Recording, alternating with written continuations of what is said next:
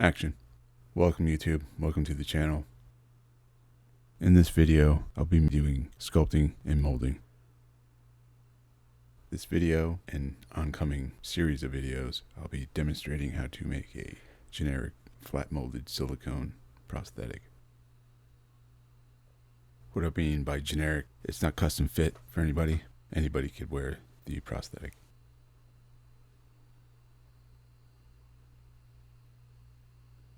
This technique I'm demonstrating is just a variation of many, along with the materials. There's many materials.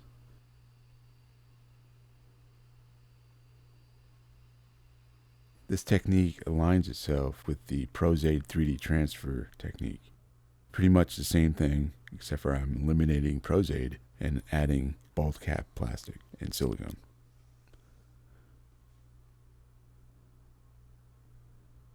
I'll be using platinum silicone for my molding and casting material.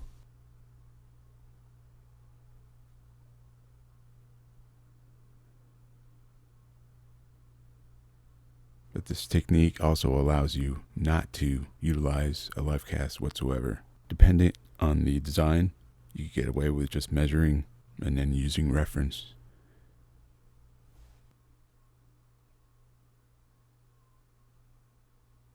A bonus for the flat molded process is you're eliminating some materials and processes, as in life casting. So I chose an image out of Benito Garcia's Special Effects Guide of Real Human Wounds and Injuries. Great book, by the way. I'll leave links in the description. Another good aspect by using the clear acrylic sheet is during the design phase, if you need to be specific about the size of your wound or your prosthetic, whatever it may be, you could design it on a piece of paper, draw it out, transfer that to the bottom of your clear acrylic, tape it to the bottom, and there you have sculpt within the lines, just like coloring within the lines. Yeah, this demonstration, this video, is really an excuse for me to get back into this stuff. It's been a while. It's been a few years. No better way of getting back into it by simple flat molded prosthetic making. What else? Now, you can utilize a life cast with this technique. Say you want some eye bags, some jowls for an old age makeup, but you don't have life cast and you don't have the time or the money or the budget to life cast an actor. You can utilize the life cast, any life cast, and sculpt on that, say eye bags, jowls, forehead piece for an old age makeup. You could sculpt on the life cast. Could be anybody. Doesn't mean the actor that you're working with, the model actor you're working with. You could float those sculptures off that life cast, transfer it over to a flat surface, a non-porous surface like the clear acrylic, refine it and mold it with a flat molding process, and it becomes generic. But you got the shape from the life cast, the appropriate shape, the appropriate dimensions, the life cast. But if you don't even have a life cast offhand, any life cast, you could still do it. You just got to be really specific about the size. You pull out your calipers, go up to your actor, measure it out, draw it out on a piece of paper, transfer that piece of paper underneath the clear acrylic, and then sculpt within the lines, just like you're coloring within the lines. You do it that way.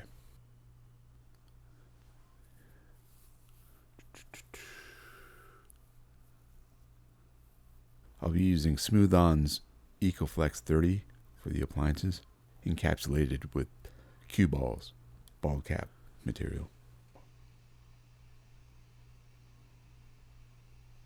I'll be using an oil-based clay Chavant NSP, NSP standing for non-sulfur plastilina, plasticine.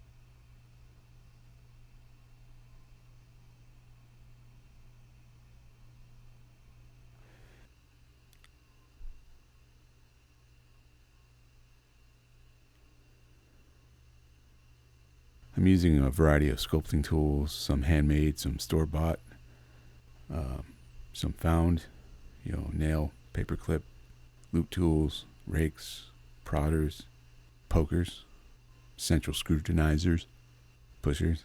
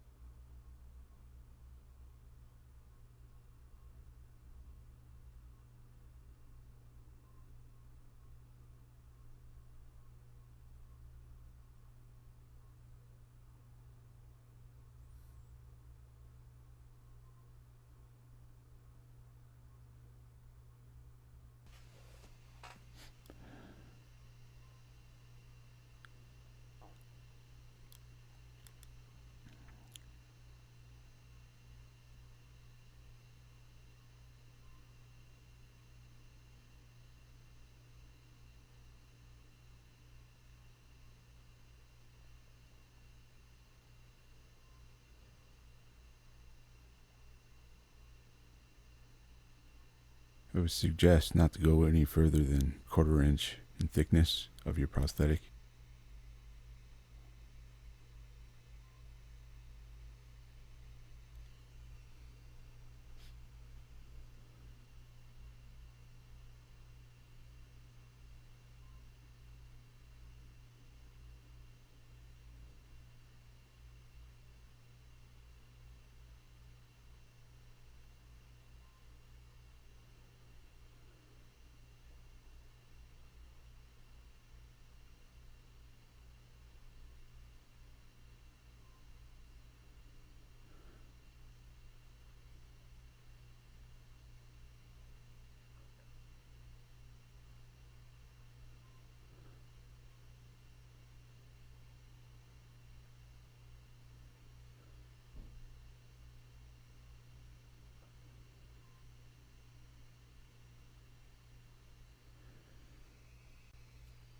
Since I'm using platinum silicone, sulfur is a no-no. That's why that clay exists.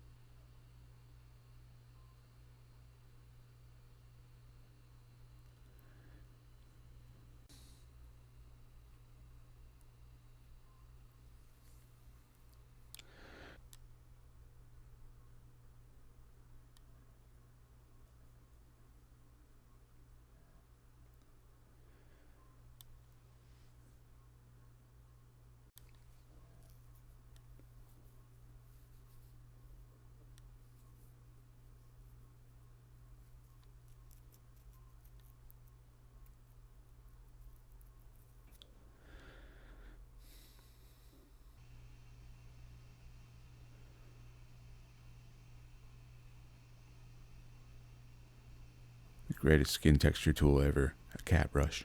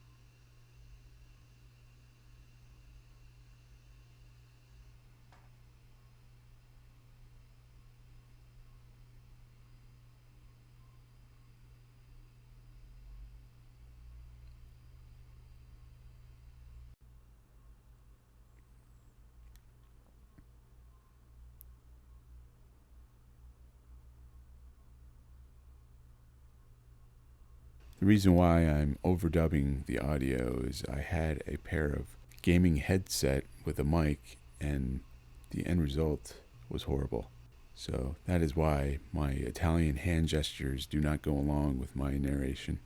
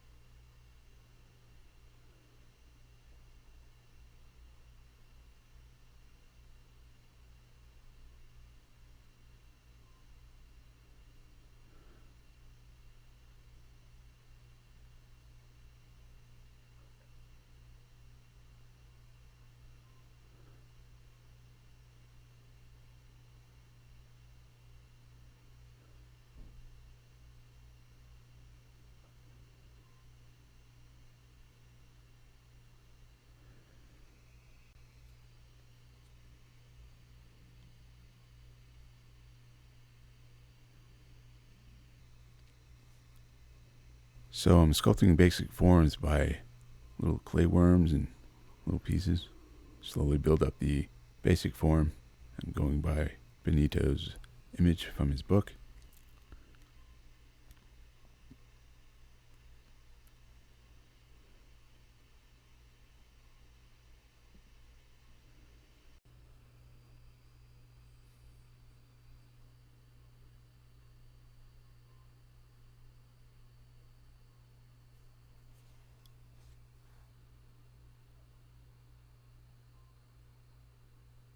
Sorry for the picture quality. I'm using Temu PC camera.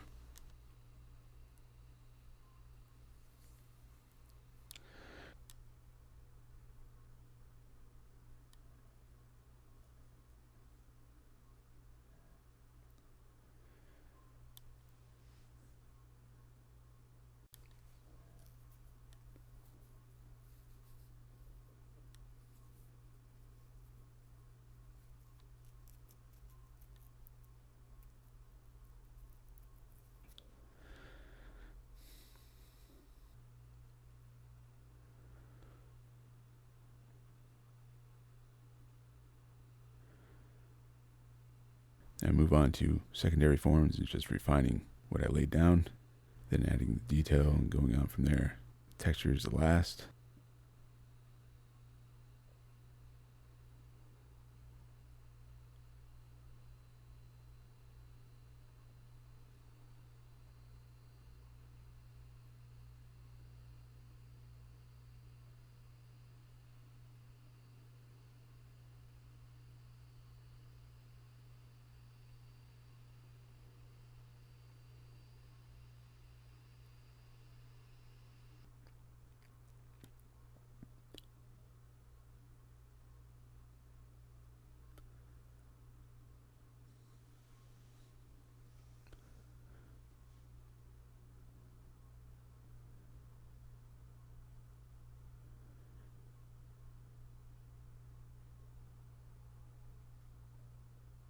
For texture, I use tools mainly.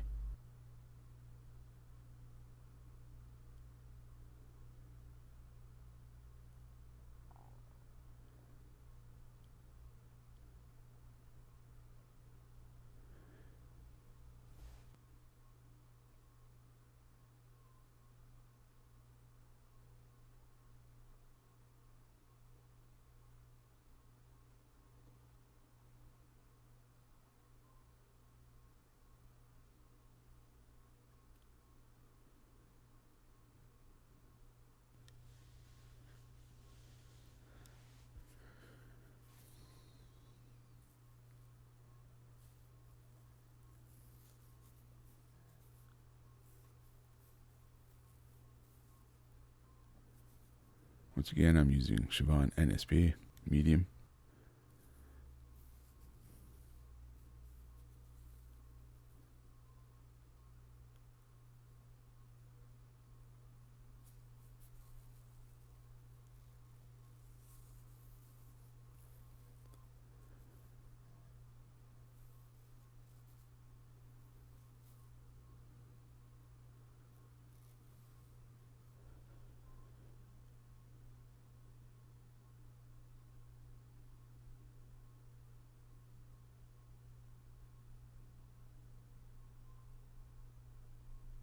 What else?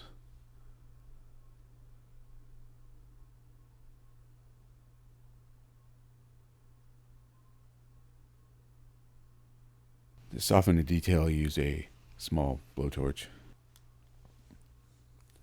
Use a combination of things to soften detail, usually a brush and some alcohol. 99% will work. Naphtha will work, but naphtha is a little bit too strong.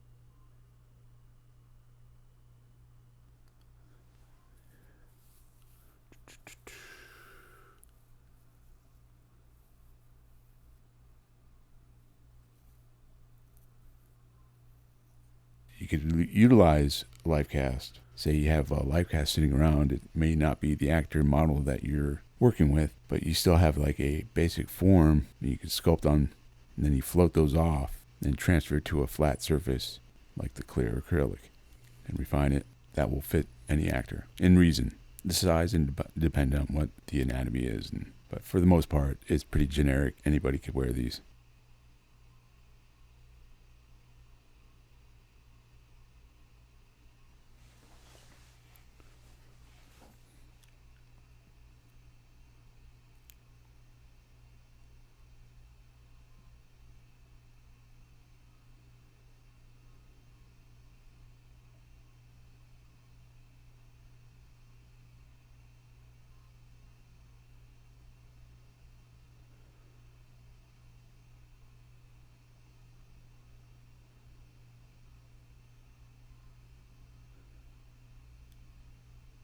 I'm using more Silicone NSP for the flashing trough. I make the trough about 1/4 inch wide and about 1/4 inch deep. The space between the sculpture and the trough is about 1/4 inch. So I don't advise using cardboard and hot glue, especially the hot glue on the acrylic. It's a pain in the ass to get off, but it can be done. But in a quick pinch, foam core, cardboard, and hot glue, it works. As long as you have some kind of release for the inside of the cardboard, because the silicone will mechanically bond to the cardboard.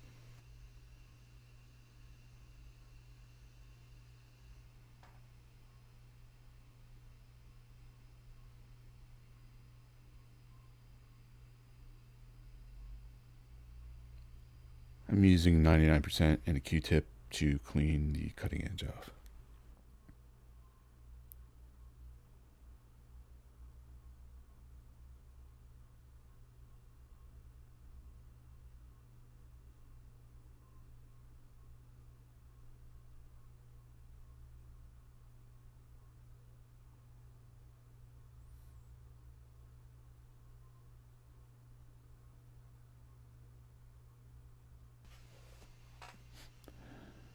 So I had some old platinum silicone and decided to use it up, but it's about 3 to 5 years old. I chose a gel 25 because of its low viscosity. since I do not have a vacuum to remove the air from the silicone. The low viscosity will allow the air to rise, a lot more so than if it was really viscous. And usually I'll do a test to make sure it'll cure, but I took my chances with the Gel 25. Usually when I'm working with silicone, I use small batches, depending on what I'm doing. But for this, it's obviously small batches. I use condiment cups to mix. I decided just to use up the rest of the Gel 25 for the mold, and it worked out perfectly.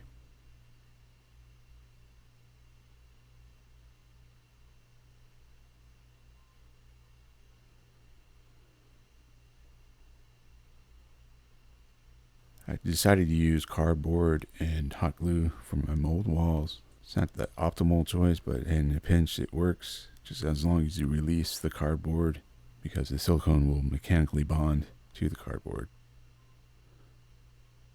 I'm applying Vaseline. It's the only release I used in this project.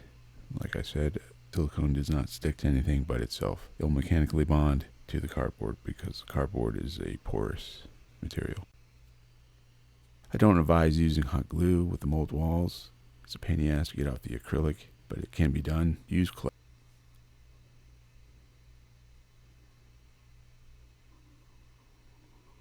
The space between the trough and the prosthetic is the cutting edge.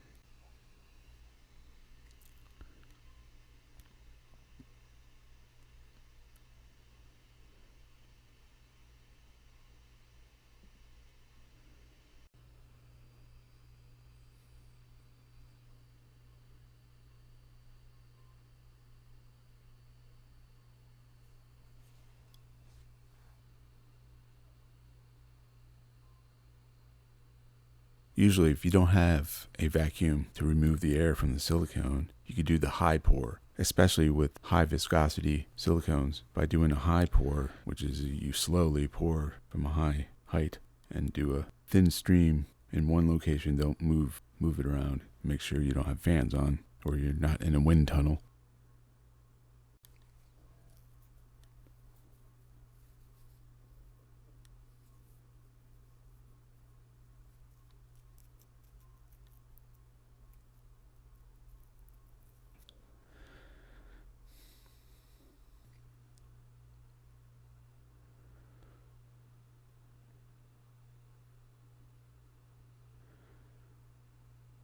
But normally I'll do a high pour. But since I'm using Gel 25, it has low viscosity. That's why I just poured it in and used my finger lightly to brush off the surface of the sculpture to remove the air.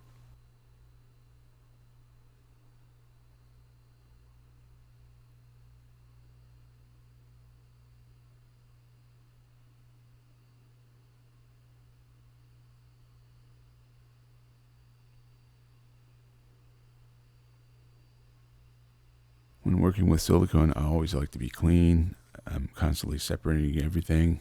You may think I'm wasting materials by using condiment cups and tongue depressors like crazy, but that's just to keep the cross-contamination eliminated from the equation.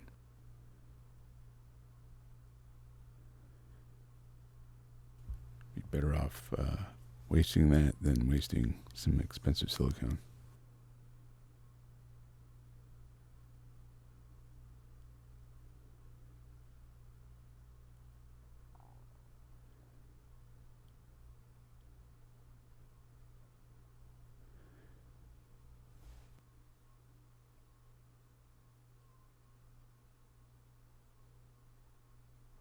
This flat molded technique aligns itself with the 3D transfer technique. It's essentially the same thing, except for I'm not using Prosade, I'm using silicone, and I'm using an encapsulant for the silicone. So my molding material is platinum silicone, the same material I'll be using for the prosthetic. I'll be using EcoFlex 30 for the prosthetic material. It's a soft platinum silicone. I'll be encapsulating it with Smooth-On's cue balls. It's a vinyl ball cap plastic. My choice for Gel 25 is because of its low viscosity. it will allow the air to rise a lot more so than, say, something like Gel 10. Gel 10 has a higher viscosity. I'm adding clay to the seams inside the cardboard mold wall to seal it. It's more Chavant NSP. Then I use Vaseline to release the inside of the cardboard. What else?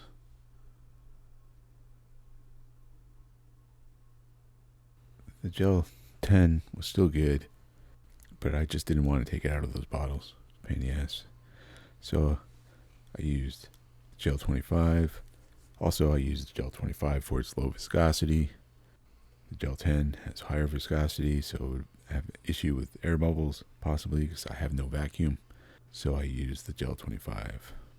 I could have used both in combination, but the amount of Gel 25 I had left was a perfect amount. I used the rest of it. I just cut the canisters, pre-mixed in each canister, then mixed in one canister, of course. The mix ratio is 1:1. Most platinum silicones is 1:1, if you didn't know that. And that's 1:1 by weight, but it's a very forgiving material.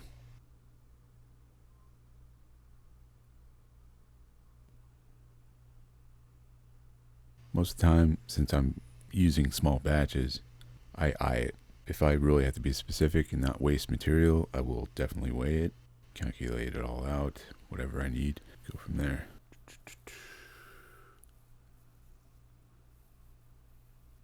So I decided to use the rest of the Gel 25, a little less than half in each canister, instead of my usual, which is I use condiment cups, those little small cups, to mix small batches, but I decided just to use up the rest of the Gel 25, so I cut the canisters down as cups.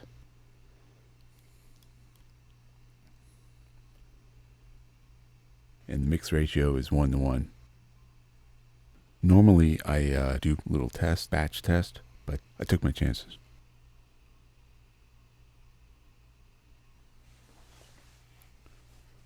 Usually as silicone ages, the viscosity goes up, but I noticed that the Gel 25 still seemed like it was still liquidy, low viscosity. So I went for it without doing a test. It seemed like it would work, but you never know. Always do a test. Do as I say, not as I do.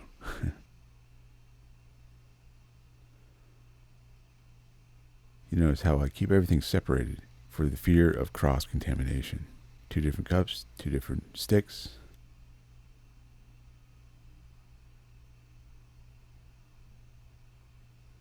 Since I don't have a vacuum, for insurance reasons, I lightly take my finger and go over the sculpture, make sure I get the surface air bubbles. Since I just poured it right in there, usually I do a high pour, but since I'm impatient and plus I'm using Gel 25 with a low viscosity, fairly small amount, that is why I am picking up the whole mold and slamming it onto the workbench, getting that air bubbles to rise. But if I was using Gel 10, which has a higher viscosity, I would do a high pour. It's another way of eliminating air bubbles. Doesn't do it 100%, but you always want to have a vacuum.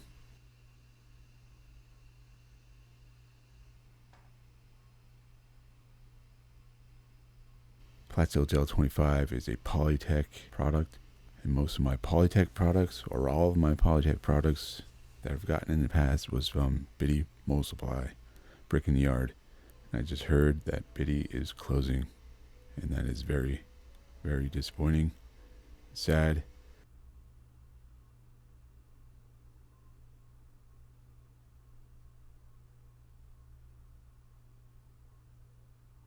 So the Platsil Gel 25 has a pot life of 5 minutes and a demold of 60 minutes. You add some heat to the equation, it accelerates the cure.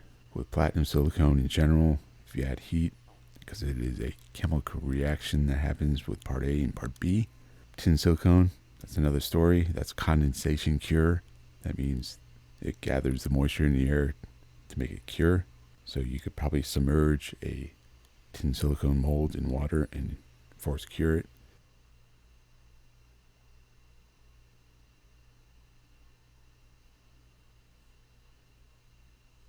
I do not like using additives as far as accelerators, because that jeopardizes the strength of and your library life of your mold in the end.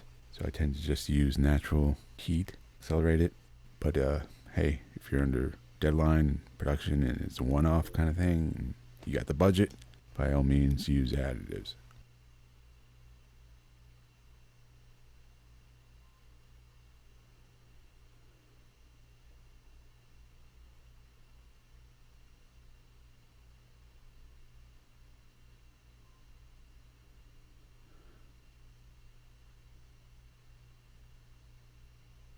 I do use thickeners, specifically Thivex does wonders. It's supposed to be a tin silicone thickener additive, but if you use it in platinum, it does wonders.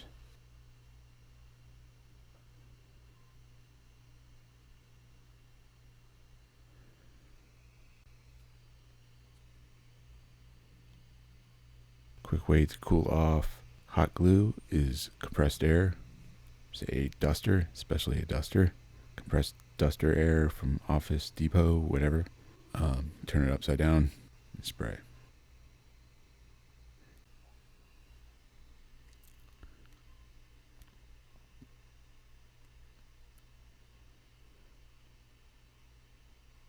Normally I'd be using a release, like a spray release, like Man 200. But in this case, small fabrication here, I'm using silicone for my molding choice. It doesn't stick to anything but itself. It will mechanically bond to things, porous things, but for the most part, I'm using non-porous materials, minus the cardboard. But I release the cardboard with the Vaseline.